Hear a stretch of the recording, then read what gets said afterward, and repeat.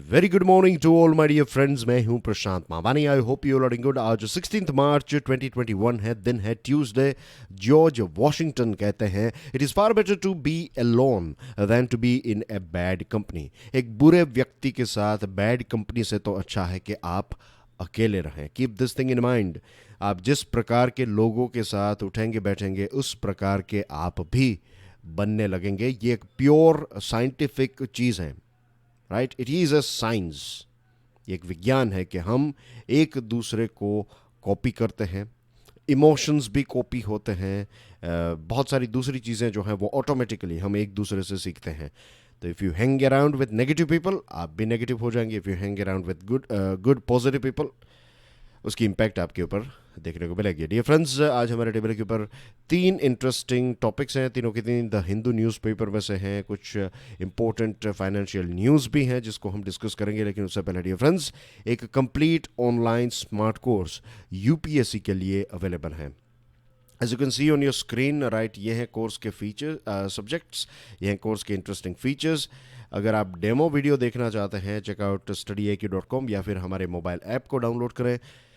हमारे सभी smart courses के साथ जुड़ी हुई सारी इन्फॉर्मेशन आपको या तो हमारे वेबसाइट या तो हमारे मोबाइल ऐप के ऊपर से मिल जाएगी। I think mobile app is going to be more easier for you guys.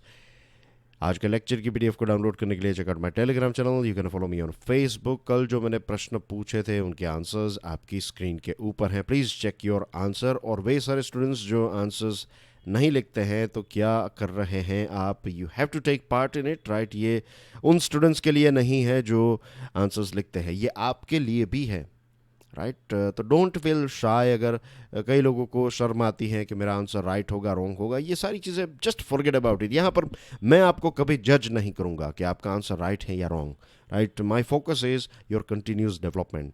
I welcome you all. आइए यहाँ पर हिचकिचाहट को छोड़िए, take part in this interactive.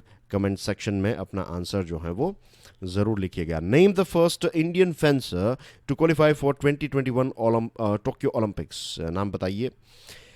दूसरा जो प्रश्न है ये एक डस्ट लिक 2 के साथ जुड़ा हुआ प्रश्न मैंने आपको पूछा था। तो उज़्बेकिस्तान के जो ट्रूप्स हैं, वहाँ की जो उनके जो सोल्जर्स हैं, बेसिकली उन्होंने एक ख़ास प्रकार की असॉल्ट राइफ़ल को हैंडल करना सीखा है इस डस्ट लिक 2 में। तो उस पर्टिकुलर असॉल्ट राइफ़ल का नाम क्या है? और आज का लास्ट प्रश्न ये है कि एक देश है जिसने अमेज़ॉन को एक प्रकार से एक रिक्वेस्ट की है, अमेज़ॉन को कहा है कि आपके प्लेटफॉर्म के ऊपर हमारे देश के फ्लैग की बिकनीज, ब्रीफ्स और डोरमेट्स मिल रही हैं। इन चीज़ों को आपके प्लेटफॉर्म में से आप जल्द से जल्द हटाइए। कौन सा है ये देश? 4 ऑप्शंस हैं आपकी स्क्रीन के ऊपर। आज का पहला topic, poll position. Election commission of India. जब भी मैं इलेक्शन कमीशन ऑफ इंडिया का नाम लेता हूं तो आपको ये पता होना चाहिए कि इलेक्शन कमीशन ऑफ इंडिया जो हैं वो देश में सभी इलेक्शंस जो होते हैं वो करवाने का काम जो है वो इलेक्शन कमीशन ऑफ इंडिया का नहीं है। प्रेसिडेंट, चलिए मैं बताता नहीं हूँ कि कौन कौन से इलेक्शंस करवाने की responsibility election commission of India की होती है। आप मुझे बताइए कि कौन कौन से ऐसे इलेक्शंस हैं जिनको कंडक्ट करने की रिस्पॉन्सिबिलिटी जो हैं वो इलेक्शन कमीशन ऑफ इंडिया की होती है। Stick your answer in the comment section. ये आज का आपके लिए 4th क्वेश्चन हो गया। ओके, तो आज से means election commission of India के बारे में मैं ये बात कर रहा था कि इनका नाम जो है वो काफ़ी एक रिस्पेक्टफुल ऑर्गेनाइजेशन है, कॉन्स्टिट्यूशनल बॉडी है ऑफ कोर्स। और इलेक्शन कमीशन के साथ जुड़े हुए कुछ इम्पोर्टेंट पॉइंट्स जैसे कि इलेक्शन चीफ इलेक्शन कमिश्नर, फिर इलेक्शन कमिश्नर्स जो होते हैं उनकी टेन्योर कितनी होती है, उनको हटाया कैसे जा सकता है, फिर जो राज्यसभा में, लोकसभा में जो प्रोसेस की शुरुआत होगी इम्पीचमेंट की, एक प्रकार जस्ट लाइक इन इम्पीचमेंट, तो वो कैसे किया जाएगा, उनको अपॉइंट कौन करता है, ये सारी चीज़ें आपको एम लक्ष्मीकांत की जो किताब है उसमें इलेक्शन कमीशन ऑफ इंडिया के साथ जुड़ा हुआ जो चैप्टर है उसमें ये सारी इन्फॉर्मेशन मिल जाएगी। आई एम श्योर आपने पढ़ा होगा। अगर आपने अभी तैयारी की शुरुआत की है तो आज नहीं तो कल ये चैप्टर ये चीज़ें आप ज़रूर पढ़ेंगे एनसीईआरटीज़ के साथ साथ। जब आप इस लेवल पर पहुँचे तो इनको जब पढ़ेंगे देन यू विल अंडरस्टैंड कि क्यों ये इंडिपेंडेंट है और इसके इंडिपेंडेंस का फ़ायदा क्या है कि हमारे देश में फ्री एंड फेयर इलेक्शन होता है। और अगर फ्री एंड फेयर इलेक्शन नहीं है, अगर जो इलेक्शन करवाने वाली बॉडी ही अगर करप्टेड है, अगर वही बॉडी किसी एक पर्टिकुलर पॉलिटिकल पार्टी की तरफ झुकाव रखती है, तो अफ्रीकन देशों के बारे में हम सुनते हैं, कई सारे अफ्रीकन देश जो हैं वो न्यूज़ में रहते हैं कि वहाँ पर इलेक्शन कंडक्ट तो किया गया था, लेकिन फिर वहाँ के जो रूलिंग पार्टी के जो प्रेसिडेंट हैं, वहाँ के जो भी स्ट्रॉन्ग लीडर हैं, वो सारी चीज़ों को अपने कंट्रोल में रखते हैं और फिर लंबे टाइम तक उस देश के प्रेसिडेंट प्राइम मिनिस्टर बने रहते हैं। 20-25 सालों तक वहाँ के देशों वहाँ के उन देशों के लोगों का खून चूसते हैं, राइट। करप्शन और ये सारी चीज़ें फिर चलती रहती है। तो एक परिवार या फिर एक पर्टिकुलर व्यक्ति या फिर एक पर्टिकुलर पार्टी पैसे वाली बन जाएगी, लेकिन पूरा देश जो है वो फिर बर्बाद हो जाता है। तो ये कुछ बड़े बड़े रोल्स होते हैं directly indirectly election commission of India के। नाउ अब हम इस पोल पोजीशन की बात करें तो लगभग 25 सालों से भी ज़्यादा वक्त हो चुका है जब हमारे कॉन्स्टिट्यूशन को अमेंड किया गया था। और जब अमेंड किया गया तो इसमें मेन चीज़ जो ऐड की है that is urban and rural local bodies, right. जो थर्ड टियर है गवर्नेंस का, उसको क्रिएट करने की कोशिश नहीं, नॉट कोशिश, क्रिएट किया गया, ओके। लेकिन आज भी प्रॉब्लम यह है कि जो पावर का डिस्ट्रीब्यूशन है वो प्रॉपर नहीं है। I give you one example. हमारे देश में कई बार हमने इस चर्चा के ऊपर, इस पर्टिकुलर टॉपिक के ऊपर चर्चा की है।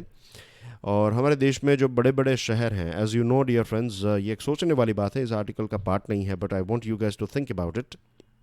हमारी जो सिटीज़ हैं ये एक्सपांड होते जा रहे हैं, राइट। गांव के आजू बाजू के टाउन के लोग जो हैं वो सिटी एरिया में शिफ्ट होने लगे हैं। तो सिटी की पॉपुलेशन जो है वो इंक्रीज होती जा रही है, सिटी बढ़ते जा रहे हैं, राइट। अब एक शहर ऐसा, फॉर एग्जांपल मुंबई है, दिल्ली है, then you have other cities as well, और बहुत सारे इमर्जिंग सिटीज़ हैं।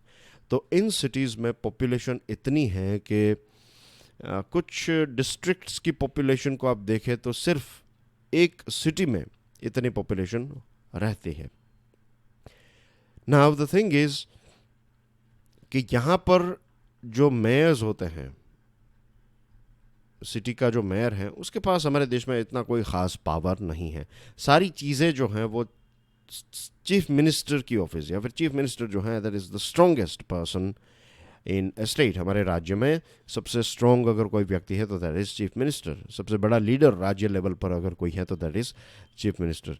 सिटी लेवल पर यह चीज़ हम देखने को नहीं मिलती है कि हमारे यहाँ पर मेयर हों, और जैसे फॉरेन की फिल्मों में हम देखते हैं बैटमैन एक्सेट्रा में कि जब भी कोई उस पर्टिकुलर शहर के ऊपर कोई इम्पैक्ट आती है तो प्रेसिडेंट और वहाँ के गवर्नर्स नहीं होते हैं, उस पर्टिकुलर सिटी के जो मेयर्स होते हैं वो सारी चीज़ों को हैंडल करते हैं। और आज के ज़माने में ये भी कहा जाता है कि हमारे जो शहर हैं उसके लिए कस्टमाइज्ड एक ऐसा व्यक्ति जो उस पर्टिकुलर शहर के साथ जुड़ा हुआ हो, उसको उस पर्टिकुलर शहर के बारे में सारी चीज़ें पता हो, सारी इन्फॉर्मेशन हो, शहर को क्या आवश्यकता है, फ्यूचर क्या होगा, ये वो। तो वो चीफ मिनिस्टर लेवल पर तय करना थोड़ा डिफिकल्ट है, मेयर लेवल पर उस चीज़ को सॉर्ट आउट करना काफ़ी ईजी हो जाता है। तो this is just one example कि डिवोल्यूशन ऑफ पावर जो है वो इतना अच्छा नहीं हुआ है। Okay, the manner in which their representatives are elected is often beset by controversies. कई बार जो स्टेट लेवल के इलेक्शंस होते हैं या फिर जो थर्ड टियर इलेक्शंस होते हैं उसके बारे में कई प्रश्न पूछे जाते हैं। कई बार इल्ज़ाम लगते हैं कि स्टेट इलेक्शन कमिश्नर या फिर जो ये स्टेट इलेक्शन कमीशन जो है ये इंडिपेंडेंटली काम नहीं करता है, ये फ्री एंड फेयर मैनर में इलेक्शंस कंडक्ट नहीं करवा पाता है। और होता भी ये है, ये हकीकत भी है कि राज्य सरकारें जो हैं वो उन सीनियर ब्यूरोक्रेट्स को अपॉइंट करती हैं जो उनकी पार्टी के फेवरेट्स होते हैं, राइट। एक और चीज़ मैं यहाँ पर कहना चाहता हूँ कि we can not generalise this thing. मैं ऐसा नहीं कह रहा हूँ, या फिर इस आर्टिकल में भी ऐसा नहीं कहा गया है कि जितने भी राज्य के जो इलेक्शन कमिश्नर हैं या फिर इलेक्शन कमीशन जो है, स्टेट इलेक्शन कमीशन, ये सारे के सारे कॉम्प्रोमाइज्ड हैं, सारे के सारे करप्ट हैं, सारे के सारे पार्शियल हैं, नो। लेकिन इस बात से भी हम मना नहीं कर सकते कि कुछ जगहों पर डेफिनेटली हमें ये चीज़ देखने को मिली है, और यही वजह है कि इलेक्शन कमीशन ऑफ इंडिया जो है, इसकी काफ़ी इज्जत है हमारे देश में, काफ़ी रिस्पेक्ट है। लेकिन स्टेट इलेक्शन कमीशन के बारे में हम इतने कॉन्फिडेंस से नहीं कह सकते। कई बार जो वार्ड्स को डिलिमिट करना, फिर जो रिजर्व्ड सीट होती है महिलाओं के लिए, शेड्यूल कास्ट्स के लिए, फिर डेट्स फिक्स करना इलेक्शन की, ये सारी चीज़ों के बारे में ओपोजिशंस या फिर ओपोजिशन पार्टी जो है कई बार विरोध उठाती है, कहती है कि रूलिंग पार्टी को ध्यान में रखते हुए इलेक्शन, जो स्टेट लेवल का इलेक्शन कमीशन है, उसने ये सारे डिसीजंस लिए हैं। तो this is not, as you can understand, ये हमारे देश के लिए, हमारे राज्यों के लिए, हमारे विकास के लिए डेफिनेटली अच्छी बात नहीं है। अब एक बहुत ही इंटरेस्टिंग स्टैंड लिया है सुप्रीम कोर्ट ने। गोवा में ये हुआ कि गोवा की सरकार ने गोवा के जो लॉ सेक्रेटरी हैं उनको ये कहा कि आप गोवा के स्टेट इलेक्शन कमिश्नर का चार्ज जो है वो संभाल लीजिए। जब ये डिसीजन लिया गया बाय गोवा गवर्नमेंट, तो सुप्रीम कोर्ट तक ये मैटर पहुंची, और सुप्रीम कोर्ट ने ये कहा है कि this is a mockery of the constitutional mandate. ये आपने कॉन्स्टिट्यूशन का एक प्रकार से धज्जियां उड़ा दी है, एक मजाक बना दिया है।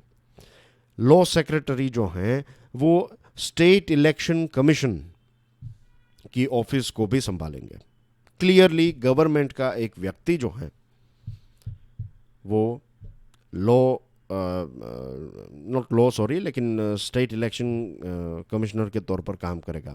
तो यहाँ पर सुप्रीम कोर्ट ने आर्टिकल 142, एक ख़ास पावर दिया गया है सुप्रीम कोर्ट को कि कोई भी मैटर सुप्रीम कोर्ट के पास पहुंचती है, राइट, तो आर्टिकल 142 के तहत सुप्रीम कोर्ट उसके ऊपर डिसीजन ले सकता है। तो supreme court has asked all state election commissions who are under the direct control of the respective state governments to step down from their posts।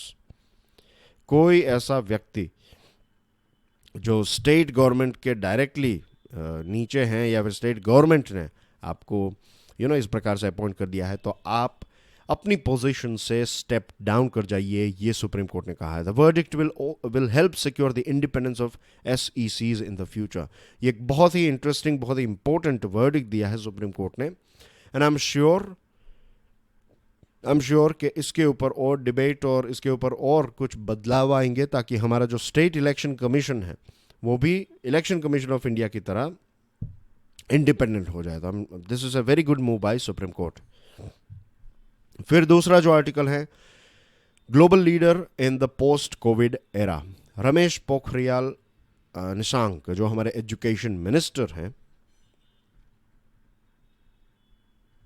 Education minister साहब, उन्होंने ये आर्टिकल को लिखा है, global leader in the post Covid era. क्या आपको पता है कि आज 16 मार्च जो है ये हमारे देश का नेशनल वैक्सीनेशन डे है, और कोविड-19 के टाइम पर वैक्सीनेशन डे जो है अपने आप में एक बहुत ही इंपॉर्टेंट डे है, एज वी ऑल नो। मुझे इसके ऊपर ज़्यादा जाने की ज़रूरत बिल्कुल नहीं लगती है। 2011 जनवरी 2011 टू बी प्रिसाइज, हमारे देश में लास्ट पोलियो का केस रजिस्टर हुआ था, और 2014 में एक गर्व की बात है हमारे देश के लिए कि हमारे देश को पोलियो फ्री डिक्लेयर किया गया था। सारी चीज़ें इसलिए पॉसिबल हुई बिकॉज ऑफ दिस वैक्सीनेशन। यही चीज़ हमें कोविड-19 के लिए भी करनी है। आत्मनिर्भर भारत के पॉइंट ऑफ व्यू से बात करें तो भारत ने खुद की कोविड-19 वैक्सीन भी डेवलप की।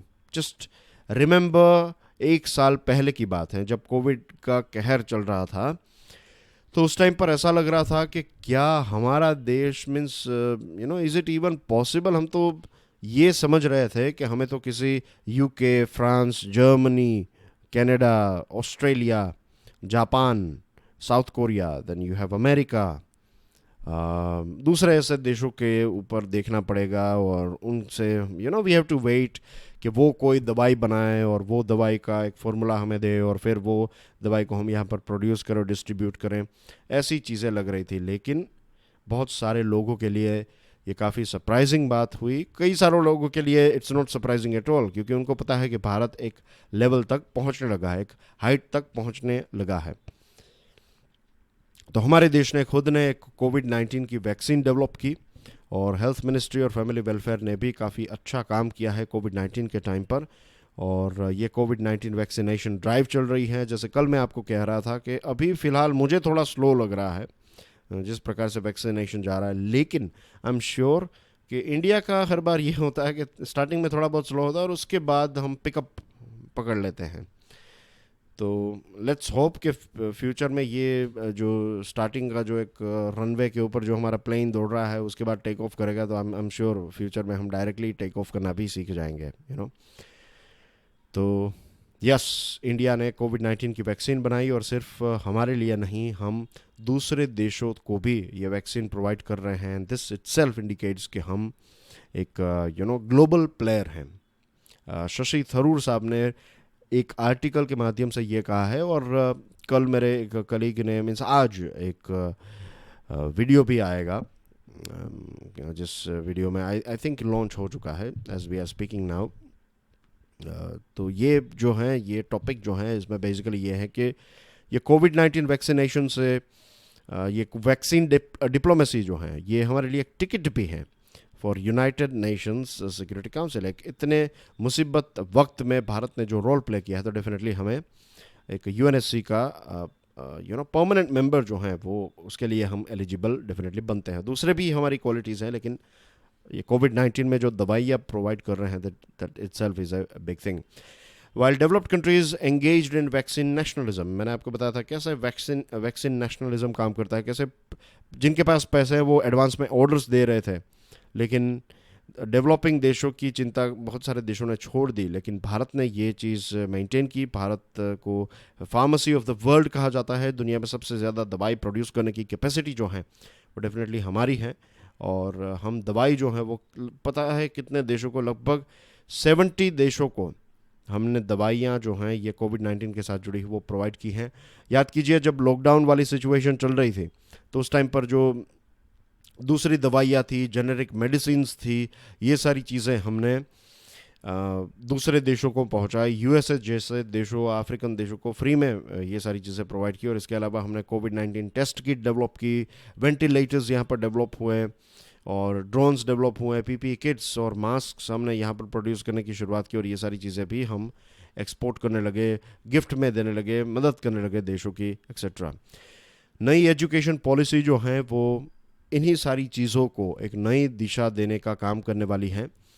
National Education Policy aims at improving research and innovation landscape in India, which is very important. Higher education institutions जो हैं वो research and innovation के ऊपर focus करें, startup incubation centers यहाँ पर develop हों, technology development centers और interdisciplinary research, social science का व्यक्ति या फिर पॉलिटी और साइंस का रिलेशन ढूंढना, आर्ट और टेक्नोलॉजी के बीच में ब्रिजेस बनाना, ये सारी चीज़ें जो हैं, this is going to be the future.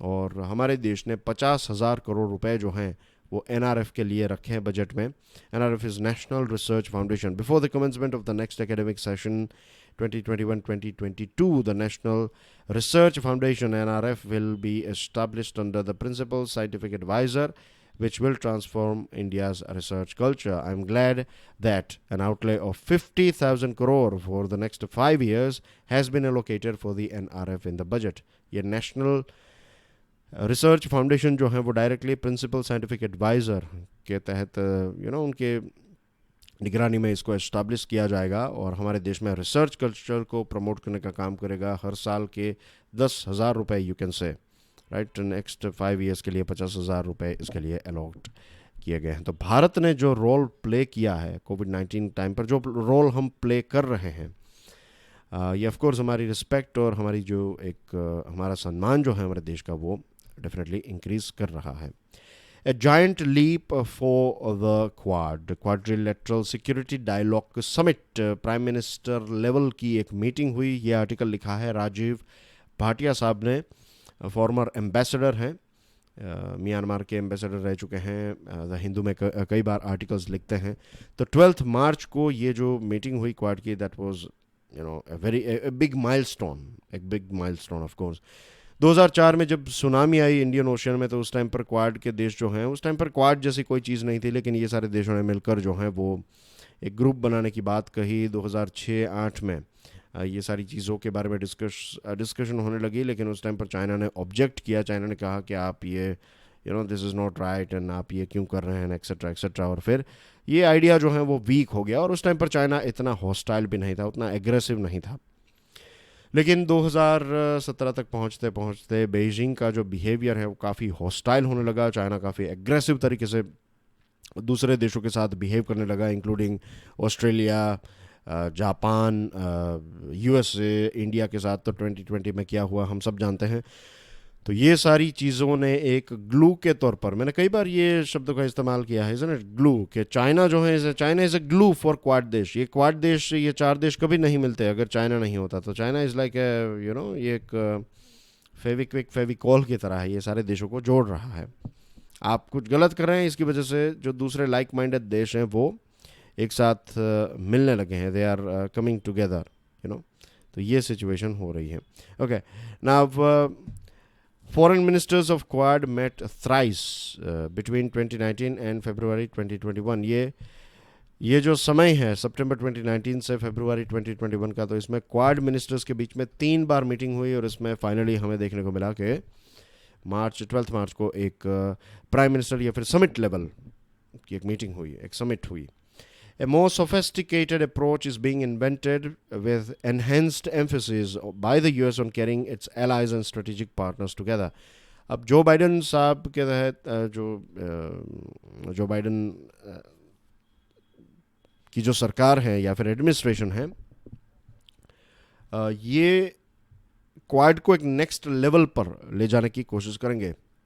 उन्होंने कहा है कि स्ट्रेटेजिक पार्टनर्स या फिर लाइक माइंडेड देश जो हैं, एक विचार वाले, एक समझ वाले देश जो हैं, वो मिलकर काम कर सकते हैं, एक्सेट्रा।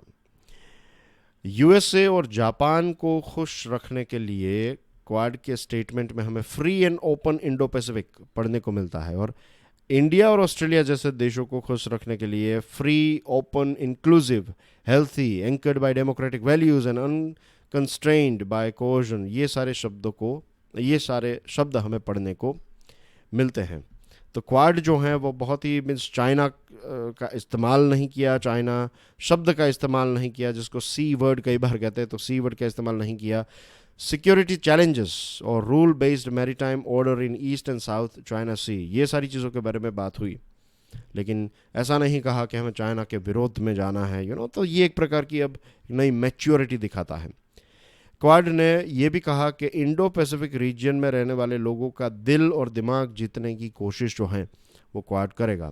क्वाड आसियान देश, फिर जो पैसिफिक आइलैंड के देश हैं, इंडियन ओशन रीजन के जो देश हैं, उनको ऑन बोर्ड लाने की कोशिश करेगा। और क्वाड ये भी चाहता है, अपने स्टेटमेंट से अगर हम देखें तो क्वाड इस पूरे क्षेत्र का डेवलपमेंट, यहाँ के लोगों का भला हो, तो इस दिशा में आगे बढ़ने का एक बड़ा सा विजन जो है वो क्वाड ने देखा है। वैक्सीन के बारे में मैंने आपको बताया, vaccine for people in this region, right, इसमें इंडिया एक बहुत ही इंपॉर्टेंट रोल प्ले कर रहा है। तो यूएसए और जापान क्या करेंगे? यूएसए और जापान जो है वो फाइनेंशियल सपोर्ट प्रोवाइड करेंगे। ऑस्ट्रेलिया थोड़ा बहुत फाइनेंशियल सपोर्ट, या फिर ज़्यादातर ऑस्ट्रेलिया जो है वो लॉजिस्टिक प्रोवाइड करेगा, ट्रांसपोर्टेशन की फैसिलिटीज़, स्टोरेज, ये सारी चीज़ें।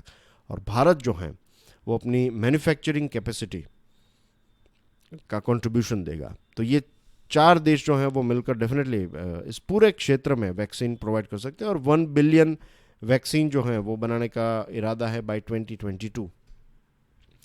The establishment of 3 working group, 3 working group बनाए हैं। एक है वैक्सीन पार्टनरशिप, जिसके बारे में अभी मैंने आपको बताया। Second thing which is very important, climate change. और तीसरी चीज़ है इमर्जिंग टेक्नोलॉजीज़, के टेक्नोलॉजीज़ जो नई नई टेक्नोलॉजीज़ हैं एक दूसरे के साथ मिलकर डेवलप करेंगे, एक दूसरे को प्रोवाइड करेंगे, और इसके लिए एक joint research and development project बहुत ही इंपॉर्टेंट बन जाता है। एक और चीज़ जो ध्यान में रखनी है कि ये 12 मार्च की समिट जो है वो सिर्फ वन ऑफ नहीं, वन ऑफ यानी कि एक बार हो गई then that's it, no, it's not that, it's not one off, ये कंटिन्यूएशन में रहेगी। फ्यूचर में फॉरेन मिनिस्टर्स की और ज़्यादा मुलाकातें होंगी, बेग पार्डन, और ज़्यादा मुलाकातें होगी, और then we will see summit level meetings as well of course. ASEAN के कैपिटल्स जो हैं, आसियान के देश जो हैं, उनको भी ऑन बोर्ड लाने की कोशिश की जाएगी, और साउथ कोरिया एक बहुत ही इम्पोर्टेंट प्लेयर हैं, जो क्वाड का एक बहुत ही इंटरेस्टिंग या फिर एक बहुत ही इम्पोर्टेंट मेंबर बन सकता है। तो इसको लेकर क्वाड ने complete denuclearization of North Korea as per UN security resolution, इसके बारे में भी क्वाड ने बात की थी। तो this is how Quad is going to. तो चाइना के खिलाफ अगर आप कहें तो एक बहुत बड़ा स्टेप जो है, एक बहुत बड़ा विजन लेकर चल रहा है क्वाड। तो this is of course very important, ये बहुत ही अच्छी दिशा में क्वाड जा रहा है। फाइनेंशियल न्यूज़ की बात करें तो गूगल के ऊपर एक केस चल रहा है, और जो फेडरल जज है वहाँ की, जो सुप्रीम कोर्ट के जो जज हैं यूएसए के, तो उन्होंने जो अल्फ़ाबेट यानी कि गूगल की जो पेरेंट कंपनी है, उनकी जो रिक्वेस्ट थी कि इस केस को आप छोड़ दीजिए, रफा दफा कर दीजिए, तो जज साहब ने मना कर दिया कि नहीं, ऐसा नहीं हो सकता, क्योंकि इल्ज़ाम यह है कि इनकॉग्निटो मोड जो है, इस मोड में भी गूगल जो है, गूगल का क्रोम भले ही डेटा कलेक्ट ना करे, लेकिन गूगल के दूसरे टूल्स जो हैं वो आपका डेटा जो है वो कलेक्ट करते हैं, right. That's how it works, कि वो आपका पर्सनल इन्फॉर्मेशन कलेक्ट करते हैं, और ये गलत बात है। तो इसको लेकर एक केस चल रहा है। फिर एमजी नरेगा की बात करें तो खबर अच्छी नहीं है, इकोनॉमी के लिए अच्छी नहीं है। द थिंग इज़ कि रूरल एम्प्लॉयमेंट गारंटी स्कीम की जो डिमांड है ये इंक्रीज़ हुई है फरवरी 2021 में। अब ज़्यादा लोग नरेगा की जॉब के पीछे क्यों दौड़ेंगे, क्योंकि नॉर्मल जो प्राइवेट जॉब्स हैं वो अवेलेबल नहीं हैं। गवर्नमेंट का डेटा ये कहता है कि 38.3 मिलियन इंडिविजुअल्स जो हैं वो नरेगा में काम ढूंढ रहे थे फरवरी में। जनवरी में ये 34.2 था, और दिसंबर में 34.8। तो यू कैन सी हियर कि दिसंबर और जनवरी से फरवरी में ज़्यादा लोग जो हैं वो एमजी नरेगा की जॉब्स उनको चाहिए। नवंबर में डिमांड काफ़ी ड्रॉप हुई थी, क्योंकि नवंबर टाइम पर फेस्टिव सीज़न था, तो दूसरा काम भी लोगों को मिल रहा था। मई, जून और जुलाई लास्ट ईयर की बात करें तो एज यू कैन सी, जून में लास्ट ईयर 63.4 मिलियन, उस टाइम पर लॉकडाउन बस खुला ही था। फिर मई की बात करें तो 54.2, और जुलाई में 42.8 लोग जो हैं वो एमजी नरेगा की जॉब्स उनको चाहिए थी या फिर वो ढूंढ रहे थे। लेकिन फरवरी का आंकड़ा जो है वो मीन्स ये 3 आंकड़ों के बाद ये फरवरी का आंकड़ा एक दूसरी पीक है, as you can see here. यहाँ पर देखिए, this are the peaks here, लेकिन उसके बाद ये सारे लेवल को देखेंगे आप तो this is bit higher, isn't it. और कोविड-19 के केसेस काफ़ी बढ़ने लगे हैं फ्रेंड्स, बी वेरी केयरफुल। हाँ, इट्स वेरी कई जगहों पर शहरों के कुछ पार्ट्स में लॉकडाउन्स भी लगाए गए हैं। फॉर एग्जांपल अहमदाबाद के कुछ एरियाज़ में लॉकडाउन, इन द सेंस के रात के 10 बजे के बाद लॉकडाउन हो जाएगा। फिर जो वर्किंग एज पॉपुलेशन है उनके लिए फ़िलहाल वैक्सीन अवेलेबल नहीं है। तो ये सारी चीज़ों की वजह से ये एमजी नरेगा की डिमांड बढ़ रही है। Lenders seek extension of COVID provisions to financial year 2022। जो लेंडर्स हैं, जो बैंक्स हैं, उन्होंने रिजर्व बैंक ऑफ इंडिया को ये रिक्वेस्ट की है कि आप जो कोविड रिलेटेड प्रोविजंस थे, कुछ छूट दी गई थी, तो ये एक्सटेंशंस जो हैं उनको एक्सटेंड किया जाए। उनको ये मार्च 31 की जो डेडलाइन है, तो उसके बाद भी उनको ये थोड़ा एक्सटेंशन करना पड़ेगा। मार्केट की सिचुएशन अभी भी उतनी ठीक नहीं, बहुत सारी कंपनीज जो हैं वो फ़िलहाल रेड में हैं। चेक ट्रंकेशन सिस्टम, अब रिजर्व बैंक ऑफ इंडिया ने सारी बैंक्स को ये बता दिया है कि आप सभी ब्रांचेस में 30 सितंबर तक, इस साल 30 सितंबर 2021 तक आपकी सभी ब्रांचेस में image based check truncation system होनी चाहिए। और इससे ये होगा कि चेक का सेटलमेंट जो है वो काफ़ी फास्ट हो जाएगा, और फिर आपको आपकी ही ब्रांच में जाना पड़े, ये सारी सिस्टम जो है वो ख़त्म हो जाएगी। होलसेल प्राइस इन्फ्लेशन जो है ये इंक्रीज़ हुआ 4.17% तक पहुंच गया। ये 27 मंथ्स का सबसे ज़्यादा हाईएस्ट आंकड़ा है। और फूड, फ्यूल और मैन्युफैक्चरिंग गुड्स की प्राइस बढ़ने की वजह से ये चीज़ हमें देखने को मिली। हमने ये भी देखा कि फरवरी में जो रिटेल इन्फ्लेशन है वो भी काफ़ी इंक्रीज़ हुआ। तो ये इकोनॉमी के लिए अच्छी बात नहीं है, ये थोड़ी डेंजरस चीज़ें हैं, क्योंकि महंगाई बढ़ रही है, इसलिए होलसेल एंड रिटेल दोनों प्रोडक्ट्स की। और ये रहे कुछ इंपॉर्टेंट न्यूज़। पीडीएफ को डाउनलोड करने के बाद इनको देख लीजिएगा। And that's everything from my side. Thank you very much for watching this video. God bless you all. जय हिंद।